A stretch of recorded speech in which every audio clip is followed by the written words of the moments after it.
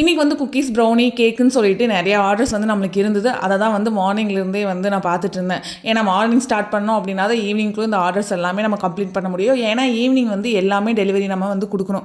So மார்னிங்லேருந்தே எனக்கு வந்து orders எல்லாம் வந்து குயிக்காக செய்ய ஸ்டார்ட் பண்ணிட்டேன். ஃபஸ்ட் நான் வந்து கேக்கோட ஸ்பான்ச் தான் ரெடி பண்ணி வச்சேன். நம்மளுக்கு வந்து ஸ்ட்ராபெரி கேக் வந்து 1/2 kg ஆர்டர் இருந்தது. அதுவும் ஐஸ் கேக் ஆர்டர் இருந்தது. ஸோ அதுவுமே செட் ஆகிறதுக்கு நம்மளுக்கு கண்டிப்பாக டைம் வேணும். 4 hours ஆகுது கேக் செட் ஆகிறதுக்கு டைம் வேணும். ஸோ அதனால் கேக்கோட ஸ்பான்ச் ஃபஸ்ட்டு ரெடி பண்ணி வச்சுட்டு அதுக்கப்புறம் ப்ரௌனி ரெடி பண்ணேன். ப்ரௌனி எப்படி நம்மளுக்கு வந்து செட் ஆகிறதுக்கு ஒரு 2-3 hours கண்டிப்பாக டைம் ஆகும். ஏன்னா ப்ரௌனி வந்து ஃபுல்லாக கூல் டவுன் ஆனதுக்கப்புறம் தான் நம்ம பீஸ் போடவே ஸ்டார்ட் பண்ணணும். அதனால் ஸ்பான்ச் ரெடி பண்ணி முடிச்சதுக்கப்புறம் ப்ரௌனி ரெடி பண்ணிவிட்டு அதுக்கப்புறம் தான் குக்கீஸே வந்து நான் செய்ய ஸ்டார்ட் பண்ணேன்.